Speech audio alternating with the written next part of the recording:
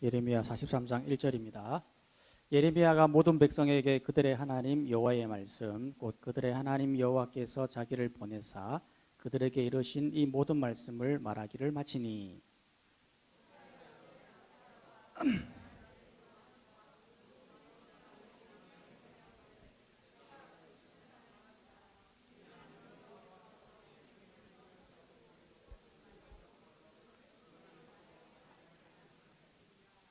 이는 바리아의 아들 바룩이 너를 부추겨서 우리를 대적하여 갈대아 사람의 손에 넘겨 죽이며 바벨론으로 붙잡아 가게 하려 함이라.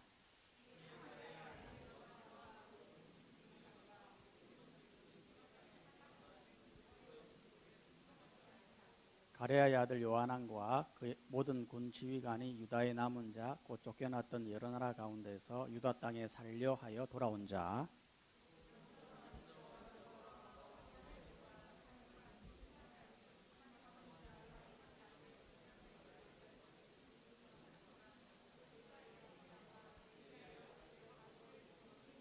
애굽 땅에 들어가 다바네스에 이르렀으니 그들이 여호와의 목소리를 순종하지 아니함이로라.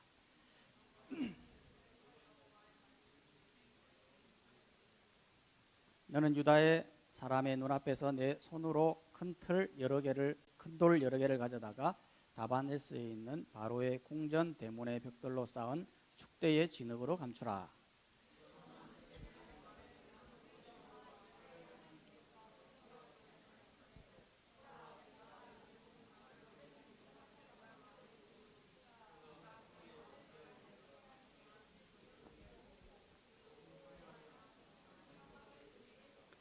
그가 와서 애굽 땅을 치고 죽일 자를 죽이고 사로잡을 자를 사로잡고 칼로 칠 자는 칼로 칠 것이라.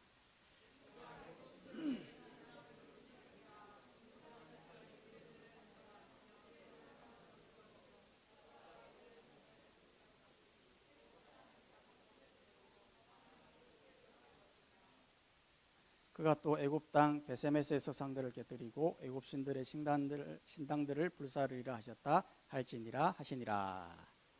아멘. 여러분, 오늘 말씀은 결론을 정해놓고 물음이라는 주제의 말씀인데요. 세나큐티집 화요일자 말씀입니다.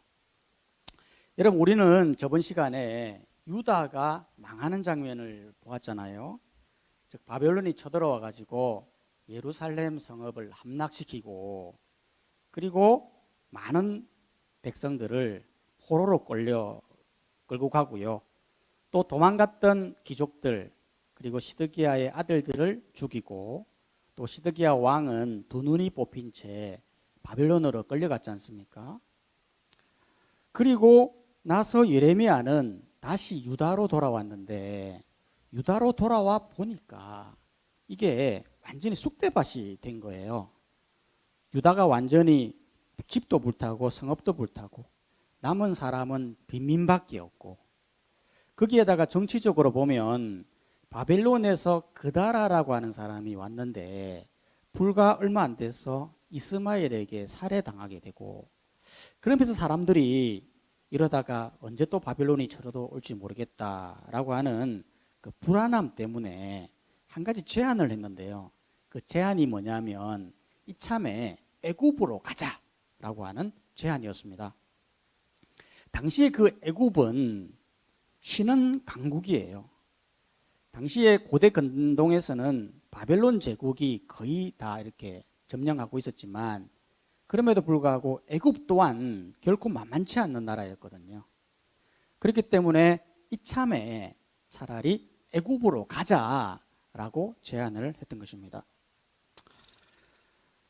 그래서 이제 가면 되는데 이들이 또 어떤 생각을 했냐면 가기는 가는데 그런데 하나님의 뜻을 한번 물어보자. 하나님의 뜻이 무엇인가 한번 묻자. 막 그렇게 했던 것입니다. 여러분, 이런 물음은요 굉장히 잘한 거죠. 왜냐하면 우리가 무슨 일을 할 때 하나님의 뜻을 물어본다는 거 너무 중요하잖아요. 시드기야 왕이 왜 망했습니까? 결정적일 때 하나님 뜻 안 물어보고 기도 안 해서 망한 거잖아요. 그렇기 때문에 유다가 애굽에 가기 전에 한번 하나님의 뜻을 물어보자. 너무너무 잘한 거 아닙니까? 여러분들도 무슨 일을 할 때 하나님의 뜻을 물어보시기를 바랍니다. 그래서 하나님의 뜻을 물어보기 위해 이제 부탁을 하게 되는데 그 부탁한 사람이 누구였냐면 바로 예레미야였습니다. 예레미야에게 뭐라고 부탁했냐면 예레미야 42장 1절에 보면 모든 군대의 지휘관과 요하난과 여사나와 백성들이 다 나와서 예레미야에게 말하되 당신의 하나님 여호와께 기도해 주소서라고 하면서 하나님의 뜻을 물어달라고 했다는 거죠. 누구에게요? 예레미야에게. 여러분 이것 또한 잘한 거라는 거죠. 왜냐하면 여러분 예레미야가 어떤 사람입니까? 당시에 최고의 선지자 아닙니까? 당시에 많은 선지자들이 있었지만 정확한 예언을 하는 하나님과 소통하는 그 사람이 바로 예레미야이거든요. 그러니까 예레미야에게 물은 거 굉장히 잘한 것이죠. 그래서 예레미야가 이들의 부탁을 듣고 이제 기도를 하기 시작하는데 한 10일쯤 지날 때에 하나님의 응답이 왔어요.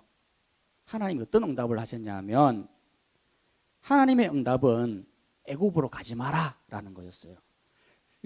예레미야 42장 11절에 보면 여호와의 말씀이니라 너희는 너희가 두려워하는 바벨론의 왕을 겁내지 말라.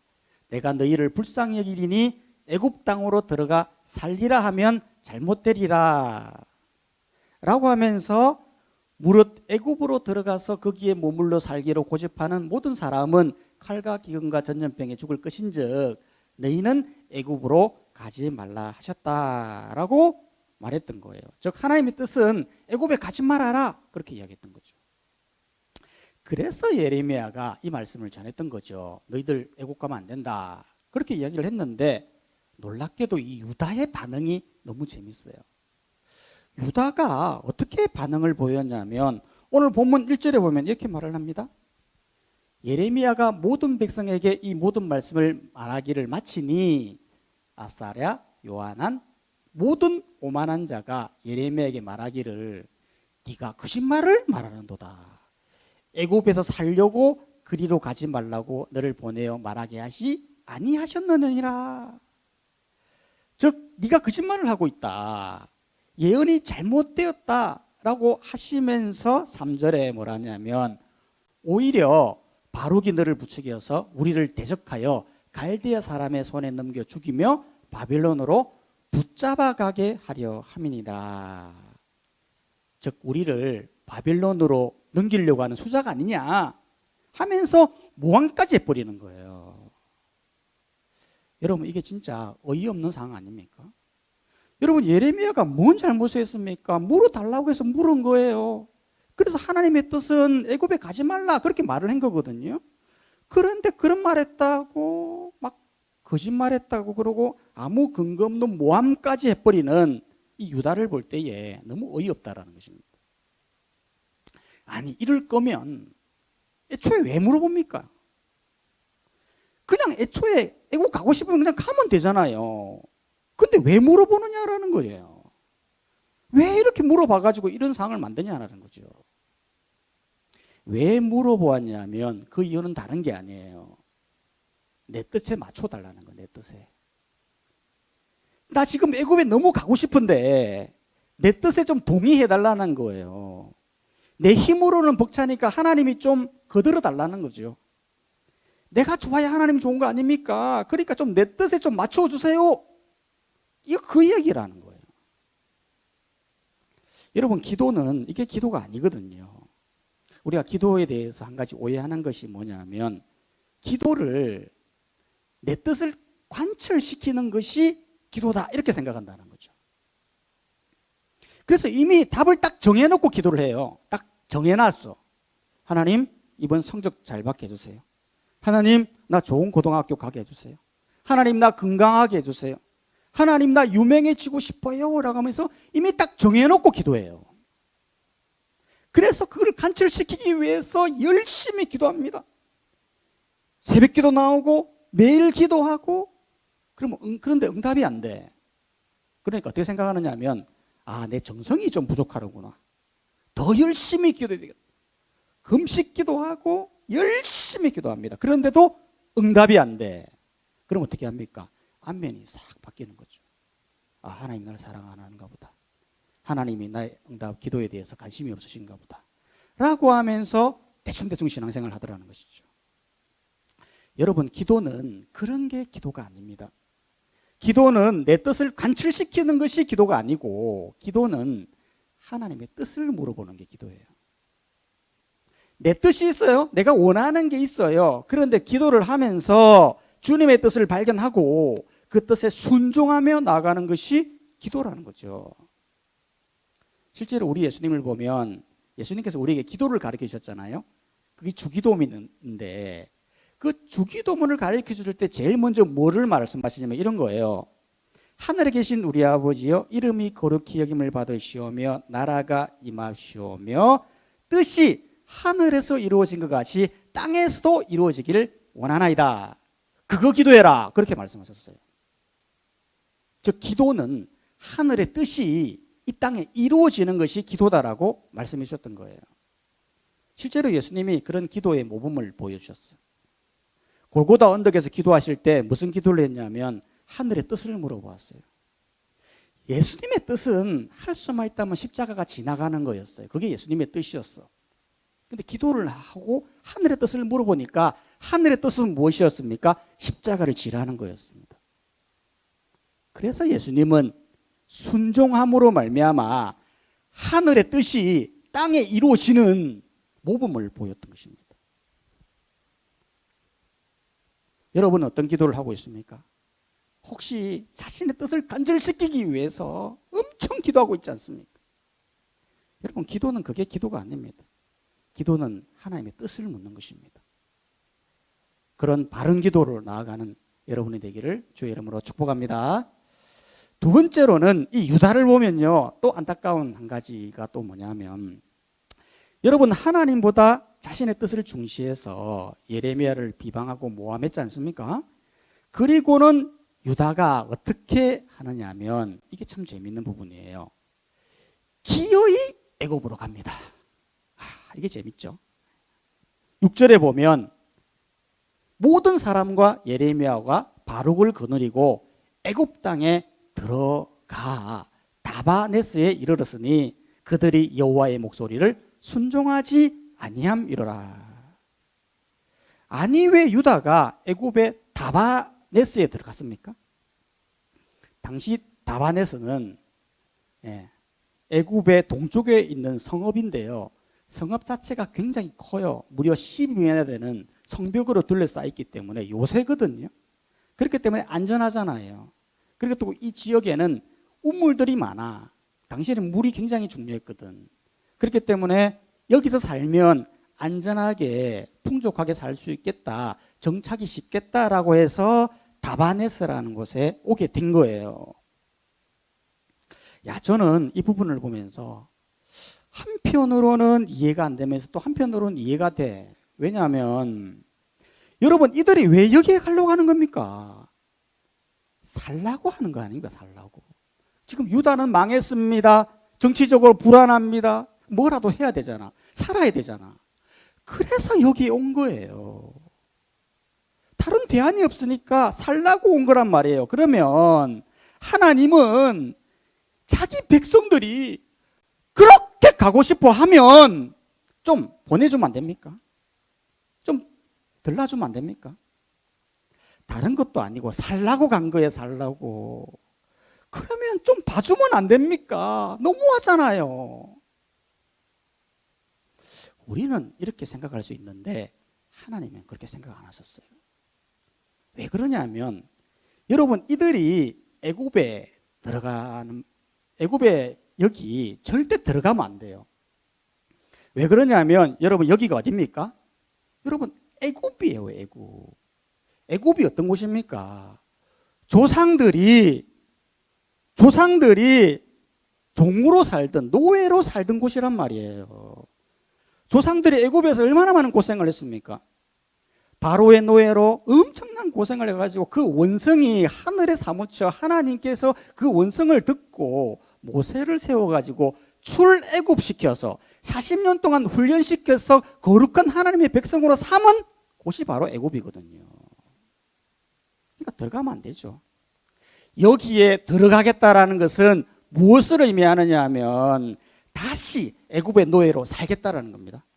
다시 애굽을 의지하겠다라는 거죠. 다시 불신자로 살겠다라는 의미예요.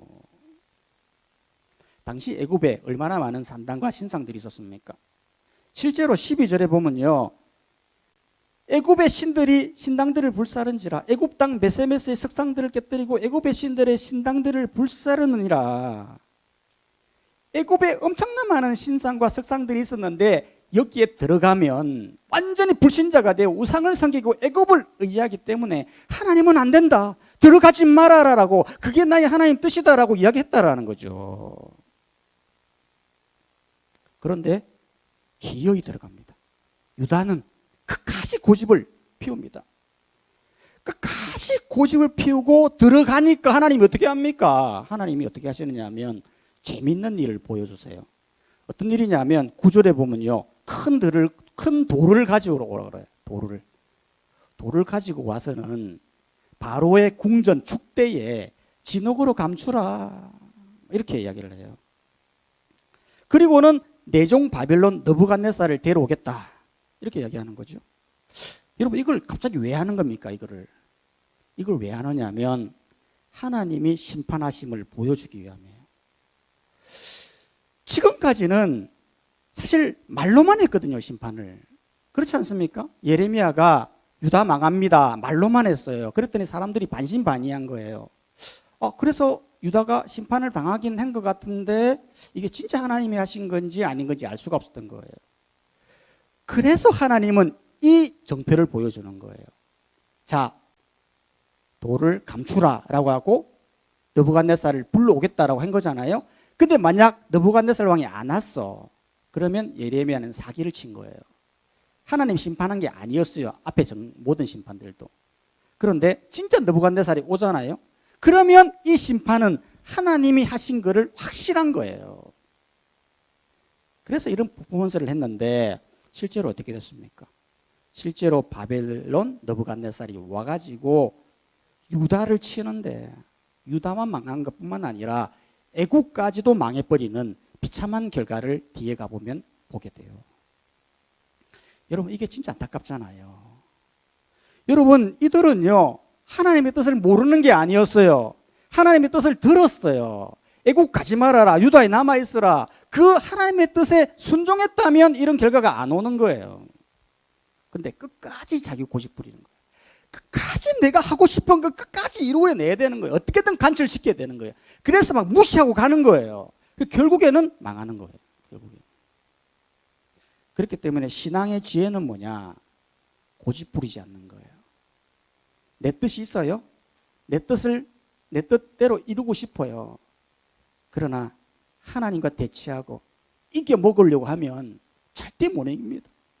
어떤 인간이 하나님의 뜻을 바꿀 수가 있겠습니까? 어떤 인간이 하나님을 이길 수가 있겠습니까? 절대 못 이깁니다. 그렇기 때문에 신앙의 지혜는 내 뜻과 하나님의 뜻이 충돌할 때에 내 뜻을 딱 내려놓고 내 고집을 딱 꺾고 하나님의 뜻 딱 순종할 때, 그게 진짜 지혜고 그게 진짜 행복이에요. 그게 복이라니까요. 그렇기 때문에 지혜는 내 뜻보다 하나님의 뜻을 먼저 발견하는 게 지혜고, 나의 고집을 내려놓고 하나님의 뜻에 맞추어 살아가는 것, 그것이 진짜 기도이고 진짜 신앙이고 진짜 행복한 신앙생활인 것입니다.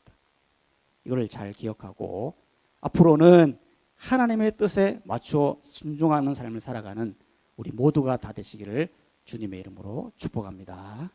10월이 왔습니다. 10월이 되면 전 지구촌 사람들이 스웨덴 스톡홀름을 주목하게 되는 것은 과연 올해 노벨상의 영광은 누가 거머쥘까 하는 기대감 때문입니다. 올해 우리나라 과학자로 유일하게 노벨 학상 후보에 이름을 올리신 교수가 계신데요. 서울대학교 석좌 교수이신 현택환 교수님이십니다. 노벨상 쪽집게로 불리는 글로벌 정보 분석 기업 Clarivate Analytics는 현택환 교수야말로 향후 2년 안에 노벨상에 가장 근접한 유력 후보라고 소개하였습니다. 나노 기술로 세계의 인류의 문화와 의료 분야에 공헌하고 계신 현 교수님은 참으로 신실하고 겸손한 참 하나님의 사람이어서 더 큰 감동을 전하고 있습니다. 대구에서 중고등학교를 보내고 서울대에 입학할 때까지 한 번도 예수님의 이름을 들어보지 못한 교수님께서 예수님을 믿게 된 사실이 참 재미있습니다. 새내기 때 친구들이 대화에 성경을 인정하는 것이 너무 멋있어 보여서 자기 발로 CCC를 찾아간 것이 신앙의 출발점이었다고 합니다. 살짝 이렇게 자존심이 좀 이렇게 상하더라고요. 그래서 뭐 기존에 이제 알고 있는 거는 성경이 이제 가장 많이 읽혀진 책. 그건 네. 알고 있었거든요. 그러니까 성경을 좀 공부하겠다. 그런 생각을 가지고 제 발로, 중요한 게 제 발로 네. GCC로 찾아갑니다. 오. 그건 너무 좋아하대요, 보니까. 그렇죠. 다들 환영했겠는데요. 오라고 해도 안 오는데 내 발로 찾아왔으니. 너무 좋아하시더라고요.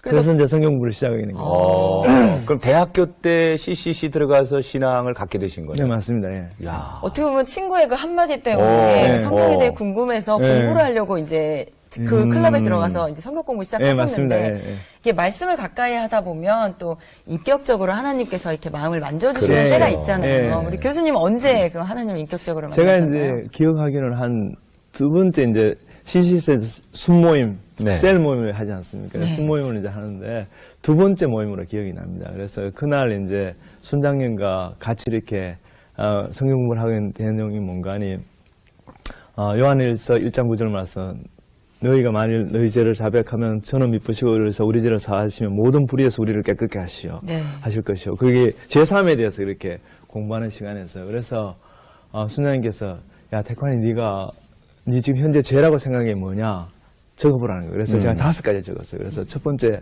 하나님을 자랑하지 않는다. 두 번째는 성경을 읽지 않는다. 세 번째 기도하지 않는다. 네 번째 술을 너무 많이 마신다. 다섯 번째 담배도 너무 많이 피운다. 뭐 이렇게 그 5가지 적었어요. 네. 그 다음번에 이제 아주 이렇게 좀 어떤 건 유치할 수도 있지만요. 거기다 종이에다가 그걸 5가지 적으라는 거예요. 그 다음번에 그 위에다가 방금 말씀드린 그 요한일서 1장 9절 말씀을 거기다 오버라이트 하는 거예요. 위에다가. 계속 적으라는 계속 적는 거예요. 그러니까 계속 적으면 밑에가 안 보이겠죠. 그렇게 한 다음에 그것들을 다 찢어버리라는 거예요. 종이를. 네. 그 다음번에 네가 하나님께서 너희 죄를 사해 주신 거를 네가 감사하는 기도를 드리는 거예요. 그래서 뭐 저는 시키는 대로 잘하거든요. 그래서 말해가지고 하고 나서 그날 이제 10월 말이었으니까 실제로 이게 상당히 쌀쌀했어요. 그리고 비 온 다음 날이라서 굉장히 이렇게 쌀쌀한 날이었는데 그래서 서울대학교 도서관 8일남실에 가서 공부를 하기 시작하는데 그날따라 하기 전에 괜히 성경을 읽고 싶더라고요. 그래서 요한복음 1장부터 이렇게 말씀을 읽기 시작했어요. 그래서 한 서너 챕터를 읽었습니다. 서너 장을 읽고 그 다음에 하나님 오늘 공부 잘 되게 해주세요. 짧지만 이렇게 기도하고 공부 시작했어요. 근데 놀라운 일이 일어난 게 뭔가 하니 그날 한 3시간 정도 공부했는데요. 하루 12시간 이상 공부한 이상의 공부량을 한 거예요. 제가 보니까. 네. 그 다음번에 상당히 쌀쌀한 날씨였는데도 굉장히 몸이 뜨거워지는 거예요. 네. 더운 거예요. 너무너무 몸이 더워지는 거예요. 몸이 뜨거워지는 거예요. 그래서 그날 저녁에 이제 당연히 항상 코스가 뭔가 하니 기숙사 가기 전에 항상 술자리가 있거든요. 그래서 그날 술자리를 갔었는데 한 모금 마시는데 술맛이 별로 없는 거예요. 그래서 그날 특이하게 술을 안 마시고 술을 취하지 않고 제가 기숙사에 갔거든요. 기숙사에 가서 지금은 이제 미국에서 사업하는 화학과 제 동기 친구인데 가장 친한 친구입니다. 그 녀석한테 가서 저도 모르게 오늘 있었던 일을 제가 고백하는 거예요. 그래서 지금 돌이켜보면 제가 그때 이제 성령님께서 저를 만져주시는 물론 예수 믿고 모든 것이 형통한 삶은 아니었습니다. 오히려 박사과정을 위하여 떠난 미국 유학길에서 하는 연구마다 결실을 전혀 내지 못하는 절벽을 맞게 되었다고 고백하였습니다. 그때 새벽 기도에 나가 간절하게 부르짖어 기도했다고 합니다. 그때 하나님께서 염려하지 말라는 응답을 주셨고 지금 하고 계신 나무 연구 쪽으로 방향을 틀어주셔서 협력하여 선을 이룰 수 있는 하나님을 체험하게 되었다고 하죠. 그래서 지금도 가장 사랑하시는 말씀이 로마서 8장 28절 협력하여 선을 이루시는 하나님이라고 고백합니다. 직접 들어보시죠. 그래서 미국이 좋은 게 뭔가 해요. 미국에서 이렇게 유학생활하는 게 좋은 장점 중에 하나가 뭔가 하니 주일날 다른 데 갈 데가 없어요. 네. 그러니까 교회 가야 돼요. 그쵸, 교회 그쵸. 가니까 네. 신앙생활 하기엔 참 좋습니다. 그래서 당연히 새벽 기도 나가서 네. 하나님께 매달렸죠. 하나님께 매달리면서 정말 울부짖는 기도가 그때 무슨 말인지 이제 정확히 알게 됐어요. 그래서 기도하면서 이렇게 하나님께 울부짖었죠. 매달리면서 이렇게 기도했었는데 그때 하나님께서 세미한 음성 중에 이렇게 저한테 이렇게 주시는 말씀이 바로 뭔가 하니 여러분 이제 마태복음 6장 하면 제일 먼저 떠오르는 구절이 33절이잖아요. 너희는 먼저 그의 나라 그 일을 구하라. 그리하면 이 모든 것을 다 하시리라. 그 말씀이 너무 이렇게 유명한 구절인데요. 그렇죠. 저한테는 와닿았던 구절은 그게 아니고 6절 전에 있던 27절이에요. 6장 20절 마태복음 6장 27절에 보면은 네가 염려함으로 그 키를 한 자나 잘할 수 있겠는가. 그래서 NIV로 보면은 at a single hour in your life. 네 삶 속, 네 인생에 네가 수명을 1시간에 연장할 수 있겠는가. 그렇게 표현한 거거든요. 보면은 그러니까 그 말씀이 맞는 거예요. 내가 염려한다고 해서 상황이 좋아질 게 없고 오히려 마음만 더 아프고 훨씬 더 이렇게 나빠지는 거예요. 그래서 그 당시에 이제 그런 하나님께 주시고 얼마나 큰 위로가 된지 몰라요. 그래서 지금도 이제 제 책상 옆에 이렇게 딱 이렇게 부친상, 삼성, 광상, 포스코, 청한상 등 국내 과학상 그랜드슬램을 달성하신 교수님은 시상식 때마다 하나님의 이름을 영광을 드러내셔서 감동을 더하고 계신데요. 예레미야서를 묵상하다가 지혜를, 용맹을, 부함을 자랑하지 말고 자랑할 자는 이것을 자랑할지 명철하여 나를 아는 것을 자랑하는 말씀을 실천하고 계시다고 합니다. 호람대오를 한평생 모토로 삼고 계신 현태판 교수님. 코로나를 겪으면서 교회가 세상의 공격과 비난에 서 있습니다. 그러나 하나님께서는 자신들의 남은 아들, 굴투기 같은 사람들을 사용하셔서 다시 하나님의 나라와 영광을 회복해 가실 것을 믿습니다. 노벨상이 중요한 것이 아니라 자신의 재능을 개발하고 그것을 하나님의 영광을 위해 사용하기 원하는 열정과 겸손이 회복되는 파워팀이 되었으면 좋겠습니다. 여호와를 기뻐하는 것이 우리의 힘입니다. 감사합니다.